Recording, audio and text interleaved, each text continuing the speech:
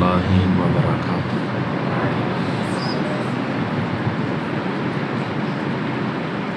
بسم اللہ والحمد للہ والصلاة والسلام علی رسول اللہ، اما بعد۔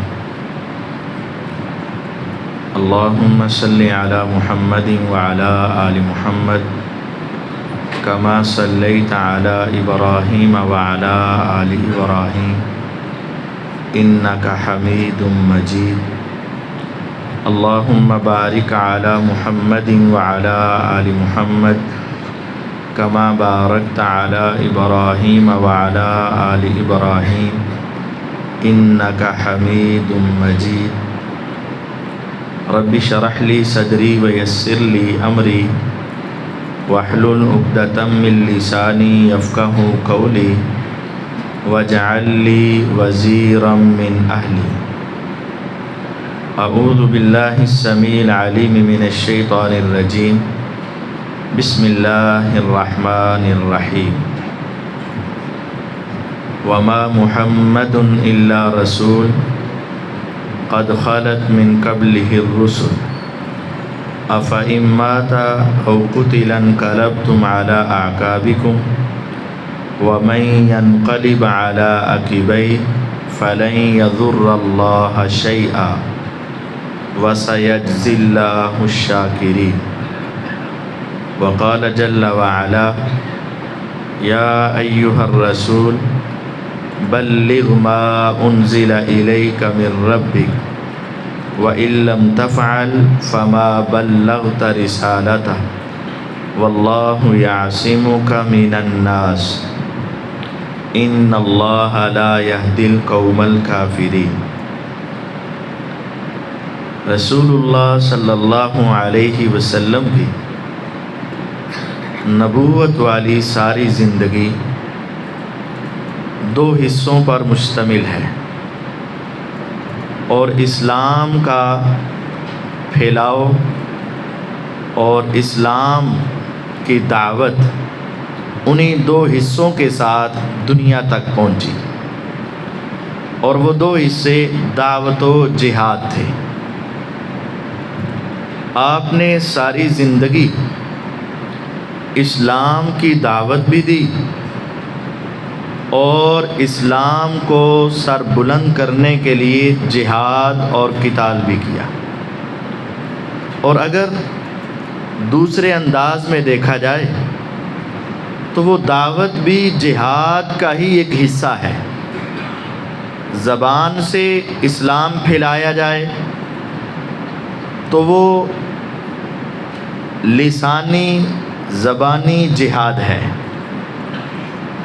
اور اگر اسلام کی حفاظت اور دین کی حفاظت تلوار کے ذریعے سے کی جائے تو اسے جہاد و قتال کہا جاتا ہے۔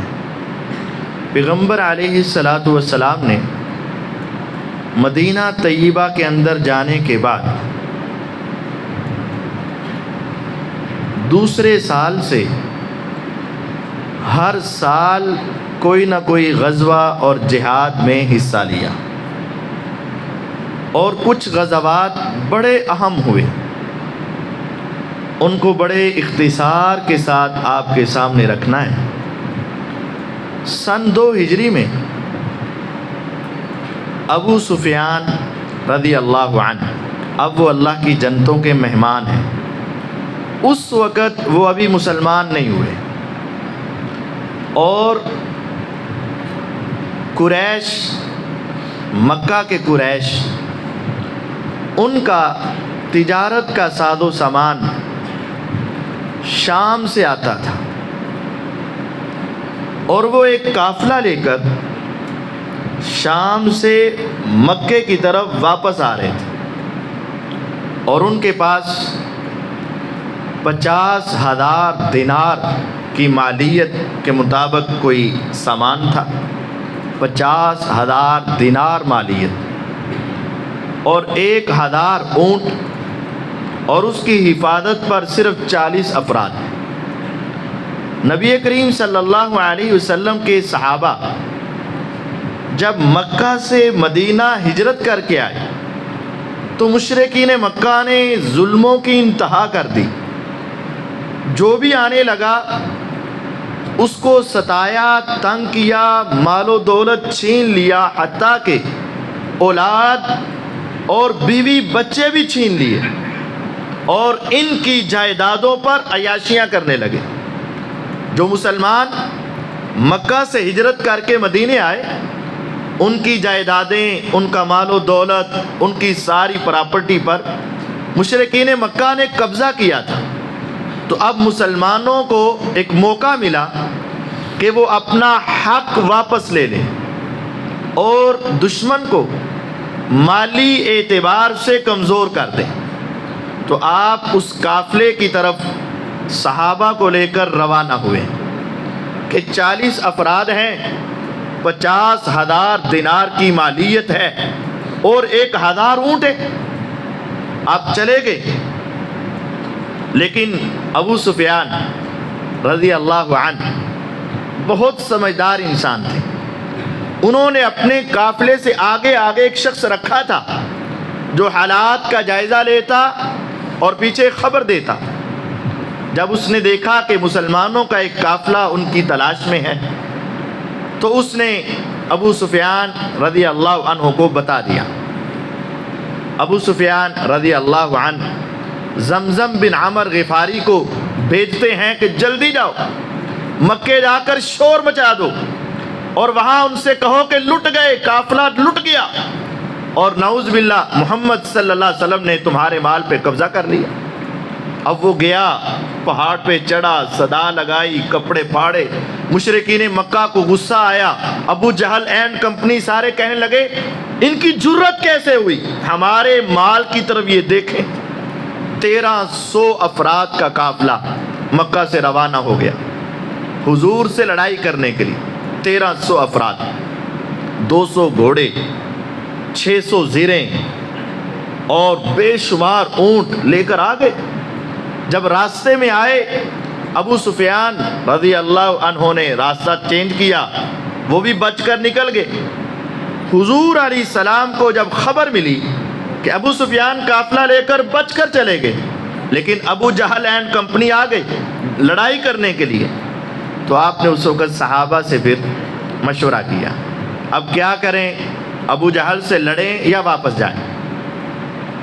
صحابہ کچھ کہنے لگے اے اللہ کے رسول صلی اللہ علیہ وسلم جو آپ کا حکم. سیدنا ابو بکر رضی اللہ عنہ نے کہا، سیدنا عمر رضی اللہ عنہ نے کہا، لیکن آپ رائے لینا چاہتے تھے انصار کی.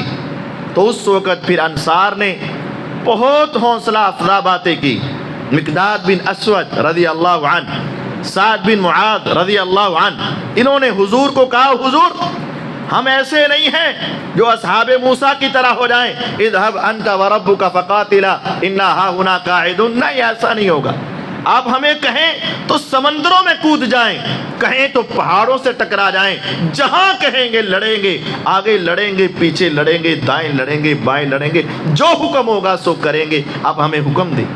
آپ 313 افراد اور 70 اونٹ اور 2 گھوڑوں کے ساتھ آپ میدان بدر میں اتر پڑے. 313 اور ادھر 1300 افراد تھے، ان میں سے 300 افراد پیچھے واپس چلے گئے کہ ہمارا قافلہ بچ گیا، کام ہو گیا. 1000 کا لشکر میدان بدر میں. اب یہ بدر اصل میں جگہ کا نام نہیں ہے، اب تو جگہ ہے. اس وقت ایک کنویں کا نام بدر تھا، اس وجہ سے وہ پورے علاقے اور میدان کو بدر کہنے لگے. نبی کریم صلی اللہ علیہ وسلم 313 کو لے کر جب اترے، سامنے 1000 کا لشکر، ادھر 2 گھوڑے ادھر 200 گھوڑے اور ادھر 70 اونٹ ہیں، ادھر بے شمار اونٹ ہیں اور ان کے پاس زیریں، آلات حرب، سب کچھ. پیغمبر علیہ الصلاۃ والسلام پریشان ہوئے. آپ نے صحابہ کی صفیں بنائیں، اللہ نے ان پہ اونگ نازل کر دی. ہر ایک کی ٹھوڑی اپنے سینے سے جا لگی اور اونگ آ گئی. ہاتھ میں تلواریں پکڑی، زمین پہ گرنے لگی. میدان جنگ میں اونگ آ گئی. سکون کے لیے، اطمینان کے لیے آسمان سے بارش برسی تو ان کی جگہ کے اوپر ان کے قدم ٹکنے لگے اور مد مقابل کی جگہ پھسلن ہو گئی، اور اللہ تعالیٰ نے ایسا کردار انداز بنایا، مسلمانوں کی آنکھوں میں کافر تھوڑے نظر آنے لگے اور مسلمانوں کے حوصلے بڑھنے لگے، اور کفار کو مسلمان زیادہ لگنے لگے اور ان کے حوصلے پست ہونے لگے۔ پہلے کم ہوئے، وہ تو کم تھے ہی کہ ہم ان سے لڑیں گے، بعد میں ان کو زیادہ نظر آنے لگے۔ اب پیغمبر علیہ السلام ان کو صفوں میں بٹھا کر آپ اپنے خیمے میں چلے گئے اور جا کر اللہ تعالیٰ سے رات کو دعائیں کرنے لگے۔ اس قدر دعائیں، اللہم ان تہلک ہذہ العصابہ لم تعبد بعد اليوم، آپ نے خوب دعائیں کی حتیٰ کہ آپ کی وہ کالی کملی زمین پہ گری۔ ابو بکر رضی اللہ عنہ آئے، حضور سے کہا حضور بس کریں، اللہ آپ کو ضائع نہیں کرے گا۔ اللہ تعالیٰ نے آسمان سے فرشتوں کے نزول کی خوشخبریاں دیں، آسمان سے فرشتے اترے۔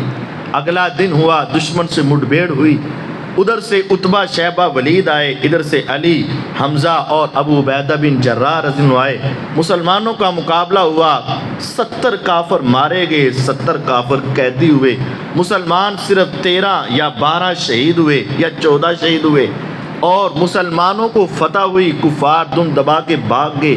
نبی کریم صلی اللہ علیہ وسلم نے اس وقت ابو جہل اینڈ کمپنی کی ٹانگوں سے پکڑ پکڑ کے کنویں میں پھینک دیا اور فرمایا بتاؤ اب میں تم سے پوچھتا ہوں، میں تمہیں جو کہتا تھا وہ حق تھا کہ نہیں تھا، وہ سچ تھا کہ نہیں تھا؟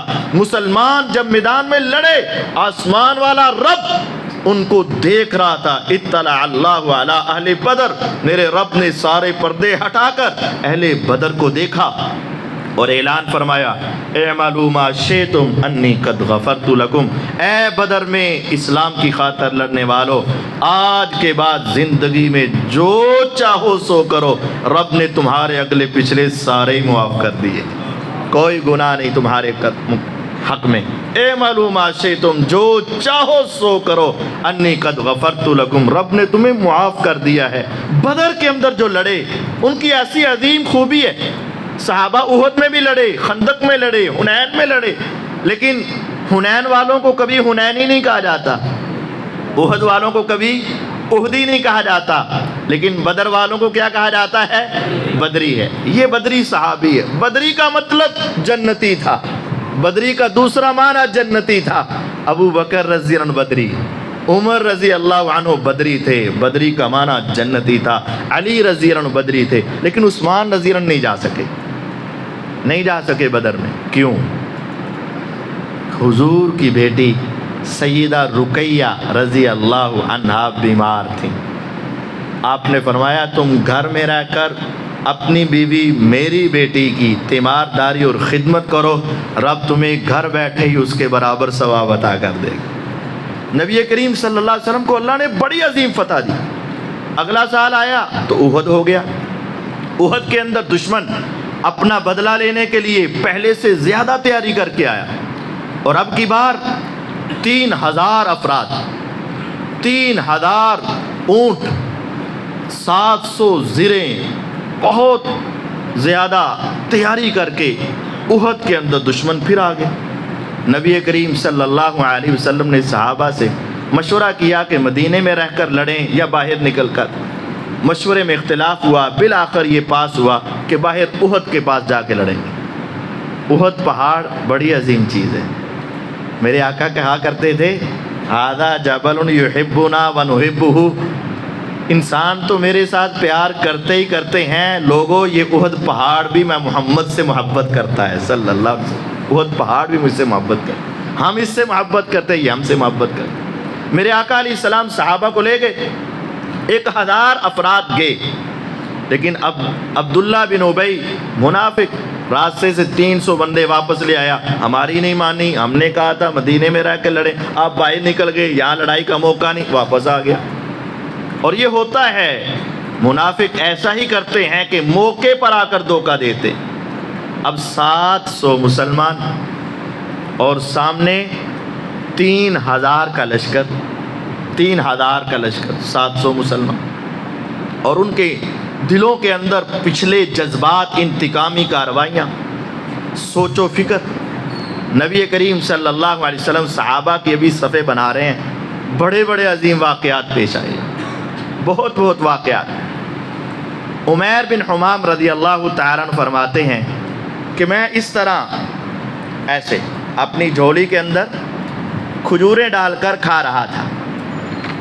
حضور نے فرمایا قوموا الی جنت عرضها السماوات والارض, اٹھو اس جنت کی طرف جس کی چوڑائی آسمان و زمین کی برابر ہے, آ جاؤ اس جنت کو حاصل کرنے کے. تو میں ایسے اپنی جھولی سے کھجوریں کھا رہا تھا. تو میں نے پوچھا حضور جنت میں کھجوریں ملیں گی؟ آپ نے فرمایا کیوں نہیں, جنت میں کھجوریں ہیں. کہتے ہیں عمیر نے کہا کہ اگر میں یہاں کھاتا رہا کہیں ایسا نہ ہو کہ جنت کی کھجوروں سے لیٹ ہو جاؤں. اپنے ہاتھ کو چھوڑا, کھجوریں زمین پر, تلوار کو میان سے نکالا اور اس کا خول زمین پہ گرا دیا. کہا آج کے بعد دوبارہ تلوار بند کرنے کی ضرورت نہیں پڑے گی. اپنی تلوار کو لہرایا, دشمن کی صفوں کو چیرتے ہوئے چلے گئے اور جہنم واصل کرتے ہوئے آگے بڑھے. بالآخر شہید ہوئے. میرے آقا نے فرمایا میں دیکھ رہا ہوں عمیر جنت کے خوشوں سے کھجوریں کھا رہا ہے. عبداللہ بن جحش رضی اللہ عنہ, سعد بن ابی وقاص رضی اللہ عنہ, کیسی عظیم ہستیاں تھیں. کہتے جب ہم میدان احد میں اترے تو سعد کہتے ہیں جہاد کے میدان کی دعائیں بڑی قبول ہوتی ہیں. عبداللہ ایک دعا میں کرتا ہوں تم آمین کہنا, ایک دعا تم کرنا میں آمین کہوں گا. تو ہم پہاڑ کے ایک کونے میں چلے گئے اور سعد فرماتے ہیں رضی اللہ عنہ میں نے کہا پہلی دعا میری, آمین تم نے کہنا ہے. عبداللہ کہتے ہیں کرو. میں نے دعا شروع کی, یا رب جب کل صبح ہمارا دشمن سے مقابلہ ہو, میرے سامنے تیرا سب سے بڑا گستاخ آئے, تیرا دشمن آئے اور انتہائی طاقتور ہو, بڑا بہادر ہو, میرے سے ٹکرائے, میں تیری رضا کی خاطر, تیری توحید کی خاطر اس سے لڑوں, وہ مجھے مارے میں اسے ماروں, بالآخر میں اس کے ٹکڑے ٹکڑے کر کے رکھ دوں. روزے قیامت تو مجھ سے پوچھے میں بتاؤں یا اللہ تیری توحید کی خاطر میں نے اسے ذبح کر کے رکھ دیا. سعد نے یہ دعا مانگی, عبداللہ نے آمین کہا. اب عبداللہ کی باری آئی. کیسا ایمان تھا, کیسا جذبہ تھا. عبداللہ کہتے یا رب صبح ہو میرے سامنے بھی ایک طاقتور تیرا دشمن آئے, بہت بہادر دشمن آئے, وہ میرے سے ٹکرائے میں اس سے ٹکراؤں, بالآخر وہ میرے اوپر غالب آ جائے, وہ میرے سے ایسا ٹکرائے کہ میرے ناک کو کاٹ کے رکھ دے, میرے کان کو کاٹ کے اتار کے رکھ دے, میرے حصوں کو جدا جدا کر دیا جائے. اور جب روز قیامت یا رب میں اٹھوں تو میرے اعضاء میرے ہاتھوں میں ہوں اور تو مجھ سے پوچھے اے عبداللہ میں نے تو تجھے صحیح پیدا کیا تھا, تیرے ناک کو کیا ہوا, تیرے کان کو کیا ہوا, تیرے اعضاء کیوں کٹے. میں کہوں یا رب تیری توحید کی خاطر میرے سے یہ سلوک ہوا, اور تو کہے صدقتا, اے عبداللہ تو سچ کہہ رہا ہے, اسی وجہ سے ہوا. جب جہاد ہوا پھر ایسا ہوا. حضرت سعد فرماتے ہیں میں نے بھی دعا کی لیکن عبداللہ نے دعا کی. عبداللہ کی دعا مجھ سے بہتر تھی, کیونکہ میدان احد کے بعد میں نے دیکھا کہ سعد کے کان اور ناک ایک شخص نے ایک دھاگے میں پرو کر اوپر باندھے ہوئے تھے. عمیر اور حنظلہ بن عامر رضی اللہ عنہ, حضور نے جب جنگ ختم ہوئی نا تو پوچھا صحابہ کو تلاش کرو, ملتے رہے صحابہ. پھر آپ نے کہا ابھی ابھی ایک عورت آئی ہے میرے پاس اور اس نے آ کر کہا ہے حضور مجھے پتا ہے کہ آپ شہداء کو غسل نہیں دیتے, آپ شہداء کو انہی کے خون میں انہی لباسوں میں اسی طرح دفن کر دیتے ہیں, کیونکہ روز قیامت جب شہید اٹھے گا اللون لون الدم والریح ریح المسک, اس کا زخم اسی طرح تازہ ہوگا, دیکھنے میں خون تازہ خون ہوگا اور اس سے خوشبو کستوری کی آتی ہوگی. حضور مجھے پتا ہے کہ آپ شہداء کو غسل نہیں دیتے, لیکن میرے شہید کو غسل دے دینا۔ تیرا شہید کون ہے؟ میرا خاوند حنظلہ ہے، ابھی نکاح کو ایک ہی رات گزری تھی اور آپ کی طرف سے آواز لگی تھی کہ اللہ کے راستے میں نکلو۔ اس نے آپ کی بات پر ایسے لبیک کہا کہ غسل کا موقع بھی نہ ملا اور وہ میدان میں آئے اور شہید ہو گئے۔ حضور میرے دلہے اور میرے شہید کو غسل ضرور دے دینا۔ آقا کہتے ہیں تلاش کرو حنظلہ کہاں ہے؟ پورے میدان کو تلاش کیا گیا لیکن حنظلہ کی میت نہ مل سکی۔ اچانک ایک صحابی نے دیکھا کہ آسمان سے حنظلہ کی میت زمین پہ رکھ دی گئی۔ گئے تو ان کا جسم دھلا ہوا تھا۔ حضور کو بتایا گیا تو آپ نے فرمایا مجھے وحی کے ذریعے بتا دیا گیا حنظلہ کی شہادت رب کو ایسی قبول ہوئی، میرے رب نے کہا فرشتوں اس کو غسل آسمانوں کے اوپر جا کے دیا جائے گا۔ غسیل الملائکہ۔ نبی کریم صلی اللہ علیہ وسلم لڑتے رہے، مسلمانوں کو فتح ہوئی۔ 50 آپ نے درے پہ کھڑے کیے ہوئے تھے، جب فتح ہوئی تو یہ نیچے اتر آئے، حالانکہ حضور نے کہا تھا نیچے نہیں آنا، ہمیں فتح ہو یا شکست۔ وہ 50 تیر انداز نیچے اترے۔ خالد ابن ولید رضی اللہ عنہ اس وقت مسلمان نہیں تھے، پیچھے سے گھوڑوں کو لیا اور مسلمانوں پر پیچھے سے حملہ کیا۔ آگے سے بھی کافروں نے حملہ، پیچھے سے کافروں نے حملہ، درمیان میں مسلمان۔ پھر اس وقت 70 صحابہ شہید ہوئے، 37 کافر مارے گئے لیکن 70 صحابہ شہید۔ اور مصعب بن عمیر رضی اللہ عنہ جو حضور کی شکل و صورت کے مشابہ تھے، جب ان کو شہید کر دیا گیا، افواہ اڑ گئی کہ حضور شہید ہو گئے، صحابہ کے حوصلے پست ہو گئے۔ امیر حمزہ رضی اللہ عنہ شہید ہو گئے، صحابہ دل ہار بیٹھے، کچھ صحابہ میدان سے چلے گئے۔ اب نبی کریم صلی اللہ علیہ وسلم اکیلے رہ گئے، آپ کی حفاظت میں صرف 10 افراد انصاری صحابی۔ آپ نے فرمایا کون ہے جو میری حفاظت کرے، میں اسے جنت کی ضمانت دیتا ہوں۔ 10 انصاری صحابہ نے آپ کو گھیرا اور دشمنوں کا ایک پورا جتھا آپ کی طرف بڑھا۔ اب 10 افراد تھے، میرے آقا کہتے ایک ایک آگے جا کر لڑو اور دشمنوں کو روکو۔ ان 10 میں سے 8 میرے آقا، ان کے درمیان ایک صحابی آگے جاتے، دشمن سے لڑتے، کیا کرتے؟ تھوڑا سا وقت بس پاس ہوتا اور شہید ہو جاتے۔ دوسرے آگے بڑھے، تیسرے آگے بڑھے، چوتھے آگے بڑھے، 5ویں، 6ٹھے، 7ویں، 8۔ اب غور کیجیے صحابہ پر کیسا ایمان تھا، اسے پتا تھا اکیلا جب آگے بڑھوں گا میری موت یقینی ہے۔ کسی ایک نے بھی نہیں کہا حضور میرے بھی بچے چھوٹے چھوٹے ہیں، میرے بھی والدین تو انتظار کر رہے ہوں گے، میرے گھر والوں کو بھی میری آس ہوگی، کسی نے نہیں کہا۔ آپ نے فرمایا کون جو میری حفاظت کرے اسے جنت کی ضمانت۔ 8 انصاری صحابی آگے بڑھے، شہادت پا گئے، صرف 2 بچے، ایک طلحہ اور ایک سعد رضی اللہ عنہ۔ اتنے میں مسلمان سنبھل گئے۔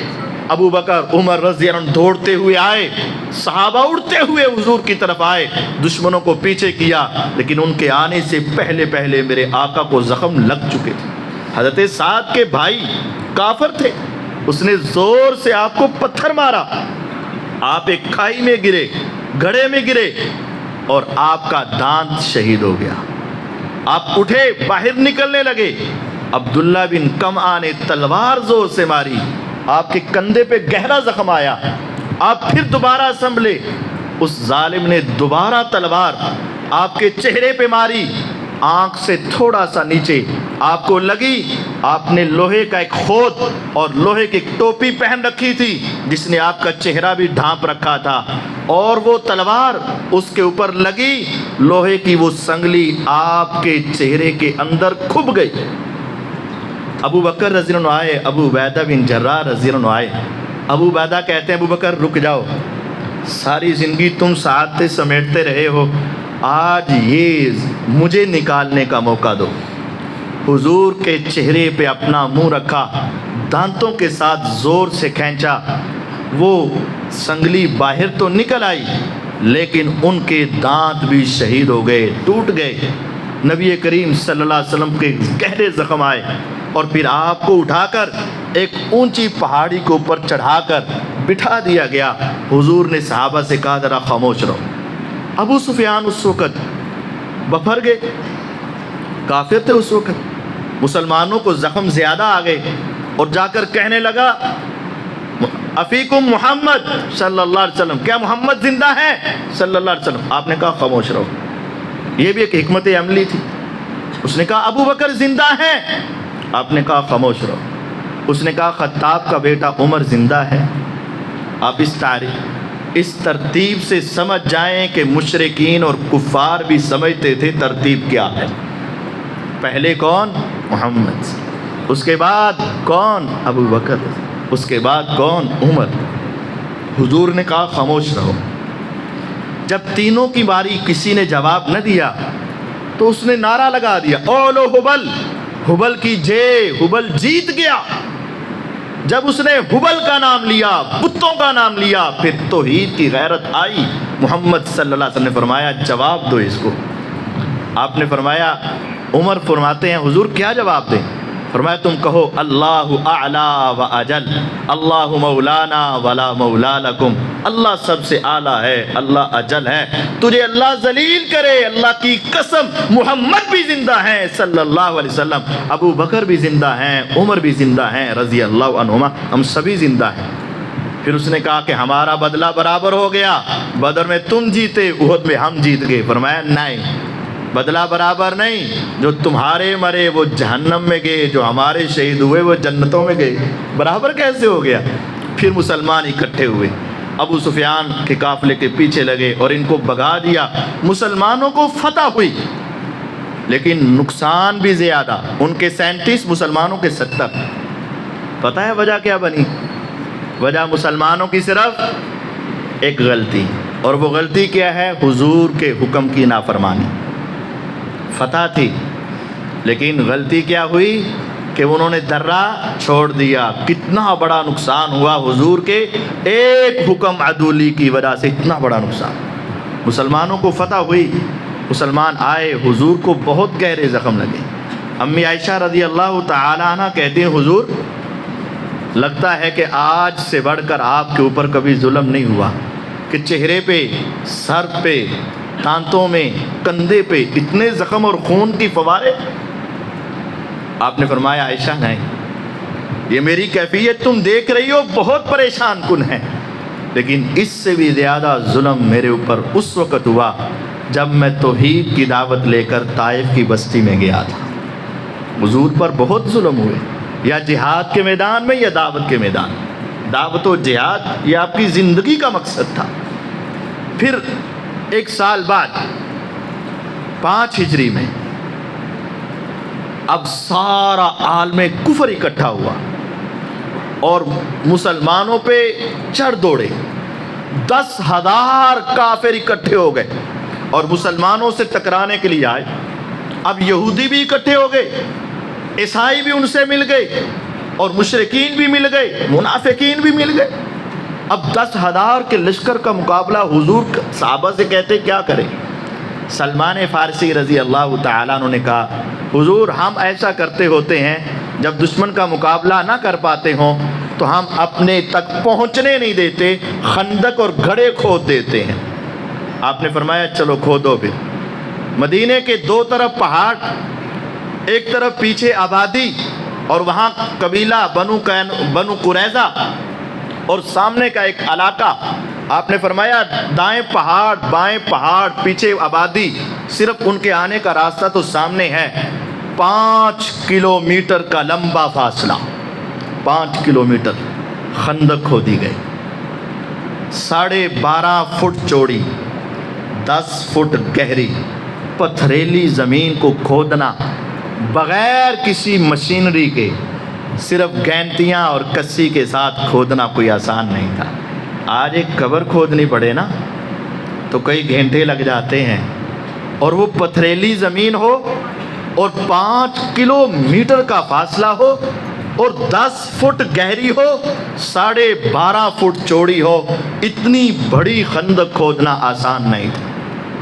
حضور نے تمام صحابہ کی ڈیوٹیاں لگا دی، یہ حصہ تمہارا، یہ حصہ تمہارا، یہ حصہ تمہارا، یہ حصہ تمہارا. جہاں کوئی سخت پتھر آ جاتا صحابہ سے نہ کھدائی ہوتی، وہ آ کر حضور کو بتاتے میرے آقا کو اللہ نے بڑی طاقت دی، 40 آدمیوں کی طاقت میرے رب نے حضور کو عطا کی، پھر آپ جاتے اور آپ مارتے اور اس کو توڑ کے رکھ دیتے۔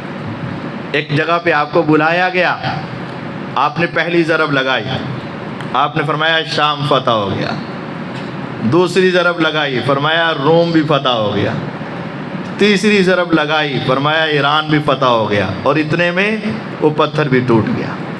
اب غور کیجئے گا کیفیت کیا ہے کہ ان سے لڑنے کی طاقت نہیں، اور حالت یہ ہے کہ صحابہ آتے ہیں حضور اب ہماری بس ہو گئی۔ فرمایا کیا ہوا؟ یہ دیکھیں کھانے کو کچھ نہیں ہے، پیٹ پر پتھر باندھا ہے۔ تو حضور اپنے بدن سے کپڑا اٹھاتے ہیں، تم نے ایک باندھا ہے، میں نے 2 باندھے ہوئے۔ اور زبان کیا کہہ رہی ہے؟ روم بھی فتح، سپر پاور طاقتیں، ایران بھی فتح، شام بھی فتح۔ اور صحابہ ایسے ہیں جو ایسی کیفیت میں بھی نبی کی حدیث کو سچا مانتے ہیں، عقل پر نہیں، حضور کی وحی پر ایمان ہے۔ نبی کریم صلی اللہ علیہ وسلم نے صحابہ کے ساتھ مل کر کام کیے، برابر کا۔ اور جابر فرماتے ہیں میں نے حضور کو دیکھا، چہرے سے نقاہت کے اثرات، اور آپ کا چہرہ اترا ہوا، بھوک ستا رہی ہے، مجھ سے برداشت نہ ہو پایا۔ میں گھر گیا، بیوی سے پوچھا کھانے کے لیے کچھ ہے؟ اس نے کہا تھوڑا سا کھانا ہے، تیرے اور بچوں کے پیٹ پالنے کے لیے ہے۔ انہوں نے کہا نہیں، حضور کو میں نے دیکھا، حضور کا چہرہ اترا ہوا، میں حضور کی دعوت کرنا چاہتا ہوں۔ ٹھیک ہے کر لو، اتنا تو ہو ہی جائے گا، آقا کو لے آؤ۔ میں نے جا کر حضور کے کان میں ہلکے سے کہا اے پیغمبر علیہ السلام میرے گھر میں آئیں، کھانا کھا لیں۔ آپ نے فرمایا کھانا ہے۔ آپ نے کہا اعلان کر دو 1400 صحابہ کی دعوت جابر کے گھر میں رضی اللہ عنہ۔ 1400 صحابہ بھاگے ہوئے گھر گئے، اللہ والی یہ کام خراب ہو گیا۔ میں کیا ہوا؟ 1400 صحابہ بھئی تو نے ان کو دعوت دی کہ حضور نے؟ میں نے تو بہت آہستہ سے کہا تھا، حضور نے اونچی آواز سے کہہ دی۔ پھر پریشان کیوں ہوتے ہو؟ حضور جانے اور ان کا کام جانے، ہم نے تو ایسا ہی کہا تھا نا۔ میرے پیغمبر علیہ السلام نے کہا جابر میں آؤں تو میرے آنے سے پہلے ہنڈیا چولہے سے نہ اترے، اور میں آؤں تو میرے آنے سے پہلے روٹیاں پکانی شروع نہ کرنا۔ میرے پیغمبر علیہ السلام آئے اور اپنا لعاب اس ہنڈیا میں ڈالا اور اپنا لعاب اس آٹے میں ڈالا، فرمایا پکانی شروع کرو۔ 10 افراد آتے گئے کھاتے گئے، آتے گئے کھاتے گئے۔ 1400 صحابہ بھوک سے نڈھال، پیٹ پہ پتھر باندھے ہوئے، 1400 کے 1400 کھا گئے۔ اللہ کی قسم ایک لقمہ بھی کم نہ ہوا اور ایک نوالا بھی کم نہ ہوا۔ 1400 صحابہ نے، دشمن آپ سے مقابلہ نہ کر پایا، کھڑا رہا، کبھی کبھی کوئی حملہ کرتا لیکن مسلمان جواب دیتے۔ تیر چلے، ایک تیر سعد بن معاذ کی اس کہل پر لگا، خون بڑا تیز بہا۔ کہا اللہ مجھے اس وقت تک موت نہ دینا، چاہتا ہوں شہادت کی موت لیکن ابھی نہیں۔ مجھے پتا چلا ہے کہ پیچھے بنو قریظہ میرے خاندان نے حضور سے غداری کی ہے، اس وقت تک موت نہ آئے جب ان کا برا حشر نہ دیکھ لوں۔ اللہ تعالیٰ نے فوراً خون روک دیا، بنو قریظہ نے غداری کر دی۔ اللہ نے ادھر کافروں کے اندر سے ایک بندے کے دل میں اسلام کی ہدایت ڈال دی۔ نعیم بن مسعود رضی اللہ عنہ رات کو حضور کے پاس آئے، حضور کلمہ پڑھائیں، مسلمان کریں، مسلمان ہو گیا، آرڈر لگائیں میں نے کرنا کیا؟ آپ نے فرمایا نعیم تم مسلمان ہو گیا؟ اچھا اب ایک بات ہے، کسی طریقے سے بنو قریظہ اور مشرکین کو آپس میں لڑا دے، بس ایک کام کر دے، کیونکہ اگر ہم سامنے لڑیں تو پچھلا دشمن، پیچھے لڑیں تو اگلا دشمن ہمیں چھوڑے گا نہیں، ایک ان کی آپس میں پھوٹ ڈال دے۔ اس نے کہا حضور یہ تو کام ہی کوئی نہیں، بائیں ہاتھ کا کھیل ہے۔ وہ بنو قریظہ کے پاس گیا، کہا تمہیں پتہ ہے میں کون ہوں؟ قریش کے ساتھ آیا ہوں۔ آئے تو قریش کے ساتھ ہی تھے نا، یہ تو نہیں کہا ابھی مسلمان ہوں کہ نہیں، کہا قریش کے ساتھ آیا ہوں، جانتے ہو نا مجھے، میں تمہاری خیر خواہی کے لیے آیا ہوں۔ ایسا ہے کہ قریش بھاگنے لگے ہیں اور تم پیچھے سے پھنس جاؤ گے، ایسا کرو صبح صبح ان سے ملو اور انہیں کہو کہ اگر ہم نے تمہارے ساتھ رہنا ہے اور تم نے ہمارے ساتھ رہنا ہے تو ان کے کچھ افراد اپنے پاس بطور گروی رکھوا لو، بطور سیکورٹی رکھوا لو، ورنہ کافر بھاگ گئے تو تمہاری شامت آ جائے گی۔ انہوں نے کہا یار تو نے ہمارے سے بڑا اچھا سلوک کیا، ہمدردی کی، بڑی اندر کی بات بتا دی ہے، تیرا بہت شکریہ۔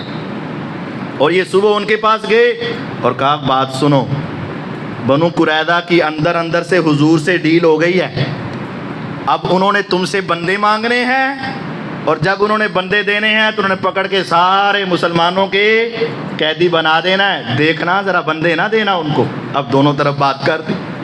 اب ایسا ہی ہوا، صبح ہوئی تو بنو قریظہ ان کے پاس اور وہ ان کے انتظار میں۔ انہوں نے کہا جناب مجھے پتا چلا ہے تم بھاگنے لگے ہو، اپنے بندے ہمیں دے دو۔ وہ ایک دوسرے کی طرف دیکھنے لگے، دیکھا میم نے صحیح کہا تھا نا بندے مانگے گا۔ اب یہ انکار کرنے لگے اور وہ آپس میں کہنے لگے دیکھا بندے نہیں دے رہے، اس کا مطلب ہے ان کا بھاگنے کا فل پروگرام ہے۔ اب ان کی آپس میں کھٹ پٹ ہو گئی، مسلمانوں کو موقع مل گیا۔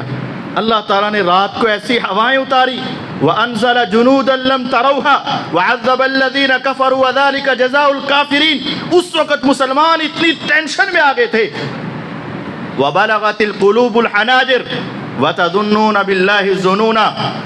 حلق کو آنے لگے، ان کے کلیجے منہ کو آنے لگے، مشکلات کے اندر آئے، پھر اللہ کو پکارا، اللہ نے طوفان بھیجے، آندیاں بھیجی، ہوائیں چلی، بارشیں برسی، سارے کافر بھاگ گئے، مسلمانوں کو فتح ہوئی۔ نبی کریم صلی اللہ علیہ وسلم اپنے گھر میں گئے، غسل فرمانے لگے، ابھی ہتھیار اتارے تھے، جبریل علیہ السلام آگے، حضور آپ نے ہتھیار اتار دیے؟ فرمایا ہاں کافر بھاگ گئے۔ جبریل علیہ السلام کہنے لگے حضور فرشتوں نے تو ابھی ہتھیار نہیں اتارے، آپ نے کیوں اتار دیے؟ جبریل کیا پروگرام ہے؟ کہا صحابہ سے کہیں کہ چلیں ابھی فوراً بنو قریظہ کے ساتھ جا کے نمٹنا ہے، غداروں کو دنیا میں رہنے کا حق نہیں ہے۔ 20 سے 25 دن پہلے صحابہ غزوہ خندق میں مصروف رہے، پہلے خندقیں کھودی، پھر دشمن کا مقابلہ کیا، تھکے ہارے، اور اب اچانک حکم آیا کہ بنو قریظہ کی طرف نکل آؤ۔ اللہ کی قسم ایک صحابی بھی پیچھے نہیں رہا، سارے نکلے۔ 25 دن بنو قریظہ کا محاصرہ کیا۔ حضرت سعد کا وہ خون رکا ہوا ہے، بنو قریظہ کا وہ خاندان ہے۔ بالآخر انہوں نے کہا کہ جو ہمارا فیصلہ سعد کریں گے نا ہمیں وہ منظور ہے، سعد ہمارا فیصلہ کرے۔ ان کا خیال تھا سعد ہمارے قبیلے کے بندے ہیں، ذرا ہمارے بارے میں کوئی تھوڑا سا نرم رویہ رکھیں گے۔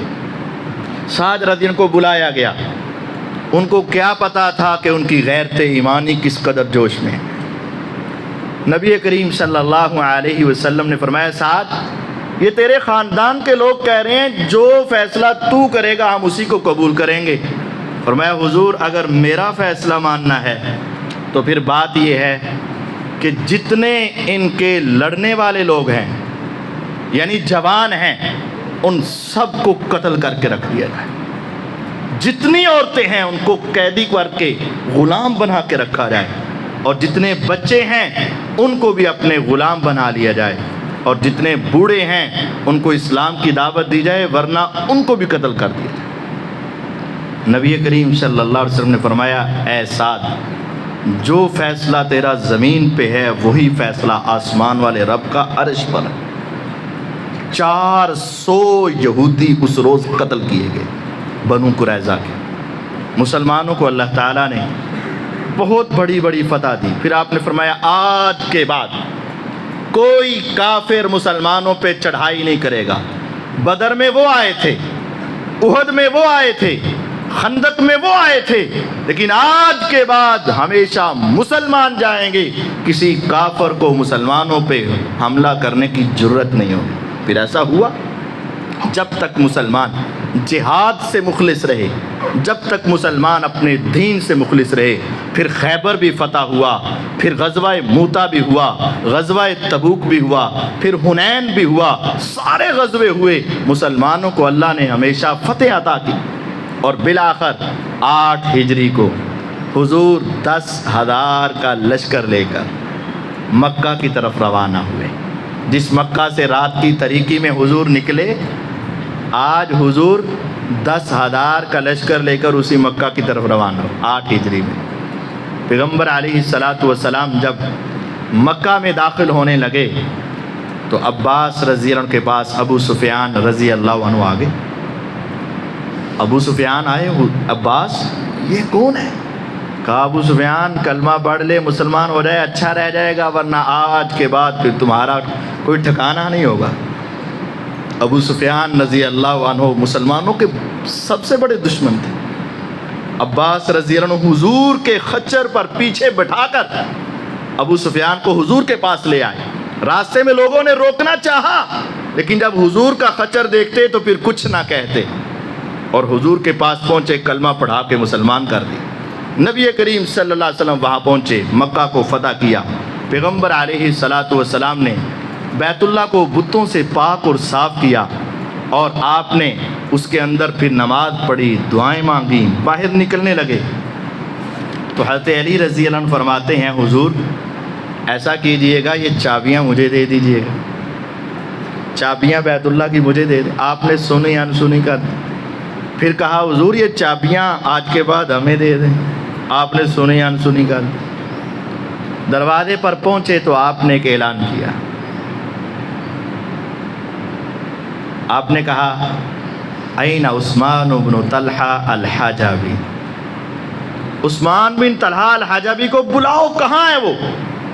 یہ عثمان وہی ہیں مکے کی زندگی میں حضور نے ایک مرتبہ کہا تھا عثمان میرا بھی جی چاہتا ہے میں بیت اللہ کے اندر جا کر رب کی عبادت کروں۔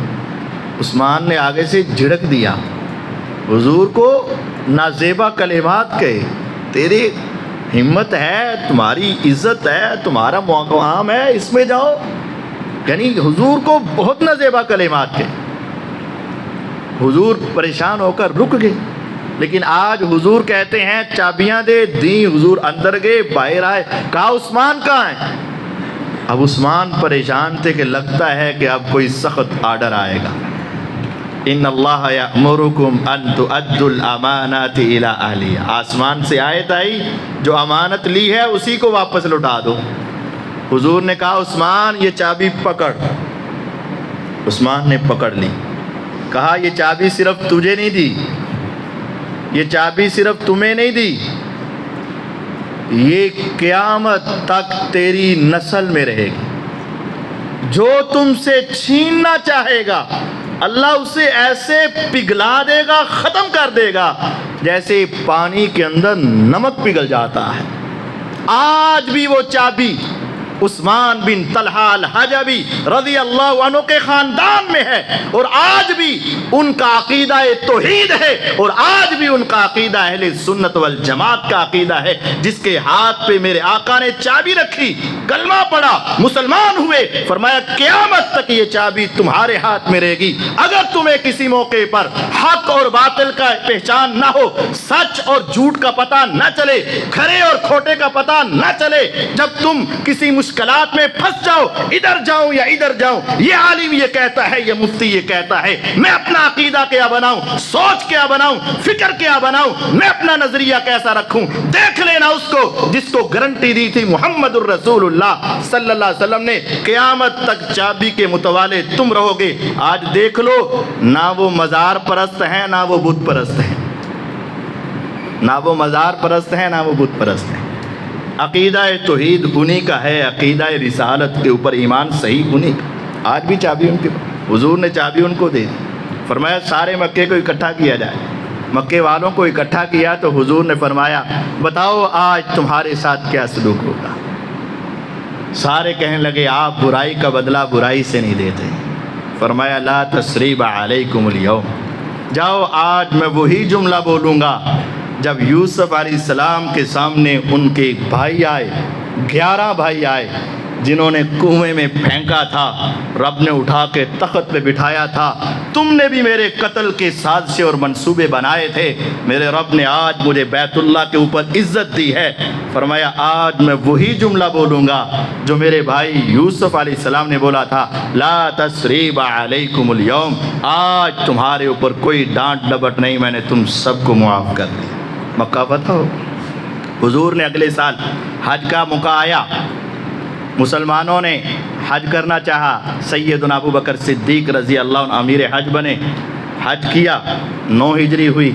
اگلا سال آیا، حضور حج کے لیے گئے 10 ہجری کو، عرفات کے میدان میں 9 تاریخ کو یہ آیت نازل ہوئی، الیوم اکملت لکم دینکم واتممت علیکم نعمتی ورضیت لکم الاسلام دینا۔ پیغمبر علیہ السلام نے یہ آیت صحابہ کو سنائی، کچھ پتہ چل گیا کہ اب تو دین کامل ہے۔ 10 تاریخ ہوئی، مینا کا موقع آیا، مینا کے میدان میں گئے تو یہ صورت نازل ہو گئی، اذا جاء نصر اللہ والفتح ورأیت الناس يدخلون فی دین اللہ افواجا فسبح بحمد ربک واستغفر انہ کان توابا۔ جب 10 تاریخ کو یہ آیت نازل ہو گئی، آپ نے فرمایا نعیت الی، مسند احمد کی روایت ہے، میرے صحابہ میری موت کی خبر مجھے سنا دی گئی ہے، کیونکہ میرے آنے کا مقصد اسلام کو غالب کرنا تھا۔ میرے رب نے کہہ دیا ہے وَرَأَيْتَ النَّاسَ يَدْخُلُونَ فِي دِينِ اللَّهِ أَفْوَاجًا، اب پتہ چل گیا کہ میرا آخری وقت آ گیا۔ پھر آپ نے کہا تھا لَعَلِّي لَا أُرَاكُمْ بَعْدَ عَامِ هَذَا، ہو سکتا ہے کہ اس سال کے بعد پھر میری تمہاری ملاقات نہ ہو پائے، تمہاری میری ملاقات ختم ہو جائے۔ نبی کریم صلی اللہ علیہ وسلم واپس آئے، محرم کے مہینے میں آپ نے سیدنا معاذ بن جبل رضی اللہ عنہ کو یمن کی طرف گورنر بنا کر بھیجنا چاہا، کیونکہ یمن کے گورنر اس وقت علی رضی اللہ عنہ تھے۔ حج کے موقع پر وہ آئے اور حضور کے ساتھ مدینہ میں چلے گئے، پھر آپ نے یمن کا گورنر معاذ بن جبل رضی اللہ عنہ کو بنایا اور آپ ان کو مدینے سے باہر تک چھوڑنے گئے، معاذ سواری پہ، حضور پیدل، اور چلتے چلتے آپ ان کو نصیحتیں کر رہے ہیں۔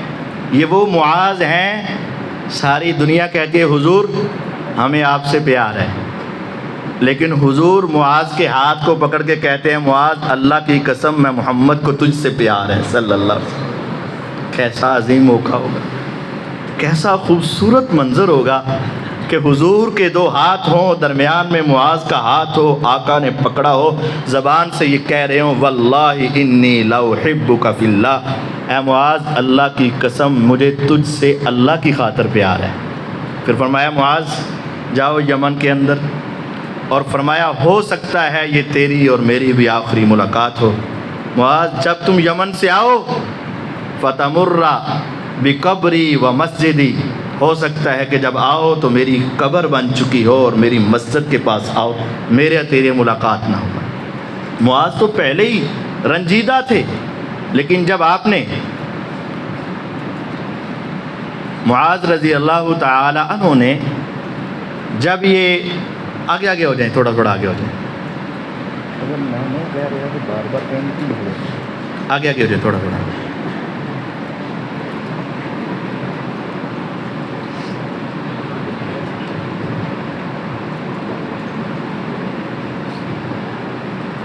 بس بیٹھ جائے، کچھ نہیں ہوتا، جو لیٹ آئے ان کو ویسے باہر ہی بیٹھنا چاہیے، بہتر تو یہی ہوتا ہے پھر تاکہ جلدی آئیں۔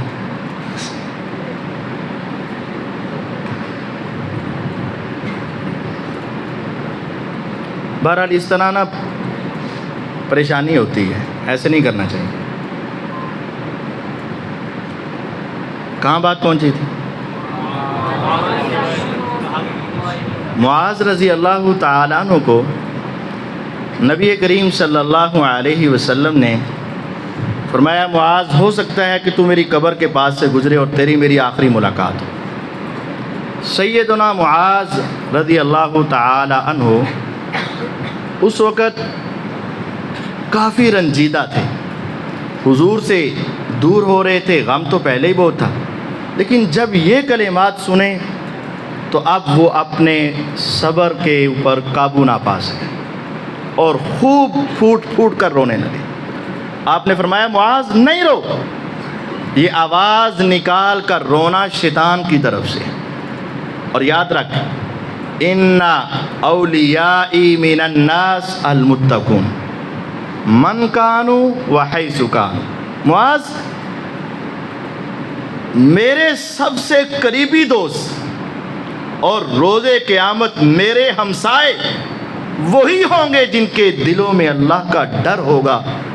خاندان کوئی بھی ہو، علاقہ کوئی بھی ہو، تو مدینے سے نکل کر یمن میں چلا جائے، اگر تیرے دل میں تقوی موجود ہے، روز قیامت اللہ تمہیں میرا ساتھ عطا فرما دے۔ یہ ایسا جملہ ہے جو ہمارے لیے بہت بڑی نصیحت ہے کہ آج ہم نے حضور کو دیکھا نہیں، چاہت ہے، ایک حسرت ہے، لیکن اگر ہمارے اندر ایمان اور تقوی ہے تو یقیناً روز قیامت ہم حضور کے ساتھی بن جائیں گے۔ رسول اللہ صلی اللہ علیہ وسلم نے ان کو حکم دیا کہ یمن میں جاؤ۔ اب ایک حکم ہے، ایک محبت ہے۔ محبت ہے حضور کے پاس رہنا، حکم ہے یمن میں جانا۔ معاذ رو رہے ہیں جاتے ہوئے، لیکن انہوں نے حکم مانا یا محبت کا اظہار بس کرتے رہے؟ حکم مانا۔ آج یہ نصیحت ہے ہمارے لیے کہ ہمیں حضور کے حکم پر عمل کرنا ہے۔ حضور کہتے ہیں نماز پڑھو، اور یہاں ہے محبت ہے نماز نہیں۔ حضور کہتے ہیں روزہ رکھو، یہاں محبت ہے روزہ نہیں۔ حضور کہتے ہیں آلات موسیقی سے بچ جاؤ، محبت ہے آلات موسیقی چلیں گے۔ حضور کہتے ہیں فضول خرچی سے بچ جاؤ، یہ شیطانی عمل ہے، محبت ہے لیکن فضول خرچی بھی کرتے چلے جائیں گے۔ ایسی محبت اللہ کو پسند نہیں ہے۔ محبت یہ ہے جدا ہوتے ہوئے آنکھوں سے آنسو روا ہے، لیکن حضور کہتے ہیں جانا ہے تو حضور کے حکم کے آگے کوئی چیز نہیں، کہا جانا ہے تو جانا ہے بس۔ اصل محبت اس کا نام۔ حضور نے ان کو بھیج دیا، صبر کا مہینہ شروع ہوا۔ ایک رات نبی کریم صلی اللہ علیہ وسلم اٹھے اور اپنے غلام ابو مویہبہ رضی اللہ عنہ کو اٹھایا۔ آدھی رات ہے، حضور کہتے ہیں اٹھ چلا چلیں۔ حضور رات کے آدھے پہر میں کب، کہاں؟ کہا بقیع کے قبرستان میں ابھی وحی آئی ہے، میرے رب نے کہا ہے محمد صلی اللہ علیہ وسلم اٹھو اور بقیع کے قبرستان میں جا کر ان کے لیے دعا مانگو۔ میرے نبی کریم صلی اللہ علیہ وسلم گئے، وہاں جا کر دعا مانگی، واپس آئے، کہا ابو مویہبہ ایک بات بتاؤں، راز کی بات ہے۔ جی ہاں حضور بتائیں۔ فرمایا ابھی جبریل آئے تھے علیہ السلام، انہوں نے کہا رب تعالیٰ تمہیں کہتے ہیں آئے محمد صلی اللہ علیہ وسلم آپ کو اختیار ہے، چاہیں تو پوری دنیا کے خزانوں کی چابیاں آپ کے ہاتھ پہ رکھ دی جائیں اور ہمیشہ آپ جئیں، اور جب قیامت قائم ہو تو سیدھے جنت میں پہنچ جائیں، اور اگر چاہیں تو رب آپ سے ملنا چاہتا ہے، آپ رب سے ملیں اور ابھی جنت میں چلے جائیں۔ ابو مویہبہ کہتے ہیں میں نے فوراً سے کہا حضور بس بس بس، حضور آپ نہ جائیے گا، آپ کے بغیر ہمارا گزارا نہیں ہے، حضور آپ نہ جائیے گا، آپ کے پیچھے ہمارا دل نہیں لگے گا، آپ ہمیشہ کی زندگی لے لیں، دنیا کے خزانے لے لیں اور پھر جنت میں چلے جائیے گا، حضور آپ ابھی نہ جائیے گا۔ آپ نے فرمایا لا یا مویہبہ، اے ابو مویہبہ نہیں بس، فاخترت الجنت واللقاء ربی، میں نے تو اپنے رب کی ملاقات اور جنت کو پسند کر لیا ہے، میں نے تو اپنے رب کی ملاقات اور جنت کو پسند کر لیا۔ نبی کریم صلی اللہ علیہ وسلم یہ ان سے کہہ کر ابھی واپس آئے، گھر میں پہنچے، امی عائشہ رضی اللہ عنہ کہتی ہیں واراسا، ہائے میرا سر پھٹ رہا ہے۔ آپ نے فرمایا عائشہ بل انا واراسا، بلکہ میرا سر بھی پھٹ رہا ہے، بہت شدید درد ہو رہی میرے سر میں۔ 29 صفر سوموار کی رات حضور کو سر درد ہوا۔ امی عائشہ رضی اللہ عنہ نے کہا میرا سر درد، حضور نے کہا میرا بھی سر درد۔ پھر حضور نے ایک دل لگی کی بات کی، فرمایا عائشہ اگر تم مجھ سے پہلے فوت ہو گئی نا، میں تمہیں غسل بھی دوں گا، کفن بھی دوں گا، تیرا جنازہ بھی خود پڑھاؤں گا اور خود دفن کروں گا میں تمہیں۔ اس کا مطلب ہے کہ خاوند بیوی کو غسل بھی دے سکتا ہے، کفن بھی دے سکتا ہے، قبر میں بھی اتار سکتا ہے، لیکن ہمارے ہاں کہتے ہیں فوت ہو جائے تو رشتہ ٹوٹ جاتا ہے، غلط ہے یہ۔ امی عائشہ رضی اللہ عنہا فرماتی ہیں حضور آپ تو یہی چاہتے ہیں میں مر جاؤں اور آپ مجھے دفن کریں اور اگلے دن آپ ایک اور شادی کر لیں۔ حضور مسکرائے، آپ نے فرمایا لا یا عائشہ، نہیں عائشہ اب نہیں، میرا سر بہت درد کر رہا ہے۔ آج کی رات آپ کی بیماری کا آغاز ہوا، 29 صفر، حضور 13-14 دن بیمار رہے، چند دن گزرے، اگلے سوموار کو حضور کی بیماری بڑھ گئی۔ ان دنوں میں بیمار رہے لیکن آپ اپنی باریاں لگاتے رہے، آپ کی بیماری بڑھ گئی اور آپ روزانہ پوچھتے تھے این انا غدن، این انا غدن، این انا غدن، میں کل کس بیوی کے پاس، پرسوں کس بیوی کے پاس، روزانہ پوچھ۔ مراد تھی عائشہ کا دن کب آئے گا جہاں جس کے بستر پہ آسمان سے قرآن اترتا ہے، محمد کو بھی سب سے زیادہ سکون اسی گھر میں ہوتا ہے صلی اللہ علیہ وسلم۔ سیدہ میمونہ کا دن تھا، سوموار کی رات تھی، آپ کے اوپر بیماری کا غلبہ ہوا اور آپ بے ہوش ہو گئے۔ ازواج مطہرات گھبرا گئیں، آپ کو ہوش آیا تو آپ نے پھر ان سے یہی پوچھ لیا پتہ نہیں عائشہ کی باری کب آئے گی، اے ازواج مطہرات اگر تمہاری اجازت ہو تو میں عائشہ کے گھر چلا جاؤں۔ تصور کیجئے گا اس سے بڑھ کر عدل کیا ہوگا، اس سے بڑھ کر عادل کون ہوگا۔ اس بیماری کے عالم میں بھی اپنی ازواج سے پوچھ رہے ہیں اگر اجازت دو تو عائشہ کے گھر چلا جاؤں۔ اور میرے آقا کو عائشہ سے بڑھ کر محبوب کوئی نہ تھا۔ آج بد زبانی، بد کلامی اور بے ایمانی ہے کہ ان کے بارے میں زبان کھولی جائے۔ میرے عائشہ آقا پوچھتے ہیں عائشہ کے گھر چلا جاؤں، ازواج مطہرات کہتی چلے جائیں۔ حضور گئے، پھر آپ کچھ بہتر ہوئی طبیعت، سوموار، منگل، بدھ والے دن کچھ ذرا بہتر ہوئے۔ پیغمبر علیہ السلام نے کہا میرے اوپر 7 الگ الگ کنووں کے پانی اکٹھے کرو اور ان کی مشکیزوں کے پانی میرے اوپر گرایا جائے۔ حضور کو کچھ آرام ہوا، آپ گئے ظہر سے پہلے، آپ نے صحابہ کو جمع کیا اور خطبہ دیا، آپ نے انصار کے فضائل بیان کیے اور فرمایا لوگ بڑھتے جائیں گے، انصار کم ہوتے جائیں گے۔ لوگ میرے اوپر والا لباس ہیں لیکن انصار میرے اندر والا لباس ہے۔ جب دنیا نے مجھے اپنے گھروں سے نکالا اس وقت انصار نے اپنے گھروں میں مجھے پناہ دی۔ انصار میرے ہیں اور میں انصار کا ہوں، میرے بعد جو بھی حکمران بنے میں اسے نصیحت کرتا ہوں انصار سے اس نے سلوک کرنا، غلطیاں بھی ہو جائیں تم ان کو درگزر کرنا۔ انہوں نے میرا بڑا ساتھ دیا، بدر، احد، خندق، ساری زندگی ساتھ دی۔ ظہر کا وقت ہوا، حضور نے نماز پڑھائی، دوبارہ ممبر پر آ گئے، فرمایا اللہ کی لعنت ہو یہود و نصارہ پر، انہوں نے اپنے نبیوں اور اپنے صالحین کی قبروں کو سجدہ گاہ بنا لیا۔ نبی کریم صلی اللہ علیہ وسلم نے فرمایا میری قبر کو سجدہ گاہ نہ بنانا، میری قبروں پہ میلے اور عرس نہ کرنا۔ پھر آپ نے فرمایا لوگوں جس نے بدلہ لینا ہے آج اس زندگی میں میں محمد سے بدلہ لے لے صلی اللہ علیہ وسلم، روز قیامت کا بدلہ نہیں دے سکتا۔ پھر میرے پیغمبر علیہ السلام نے یہ ساری باتیں کرنے کے بعد ایک جملہ ارشاد فرمایا اللہ نے ایک بندے کو اختیار دیا، چاہے تو وہ دنیا میں رہ لے چاہے وہ رب کے پاس چلا جائے۔ اس بندے نے رب کے پاس جانا پسند کر لیا۔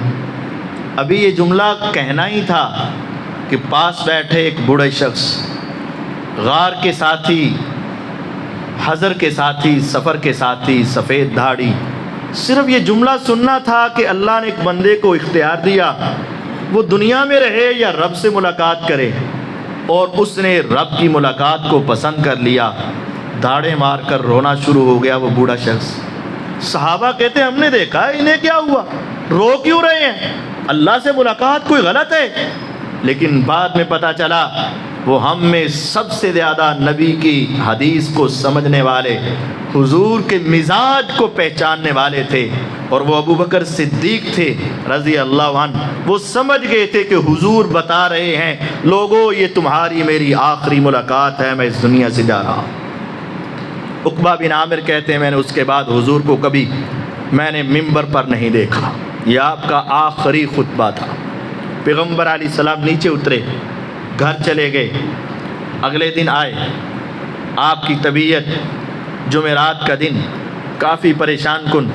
آپ نے فرمایا عائشہ رضی اللہ عنہا، میرا جی چاہتا ہے میں تیرے باپ کو بلاؤں، تیرے بھائی کو بلاؤں اور تمہیں لکھ کر دے دوں کہ میرے بعد خلافت تیرے گھر میں رہے گی۔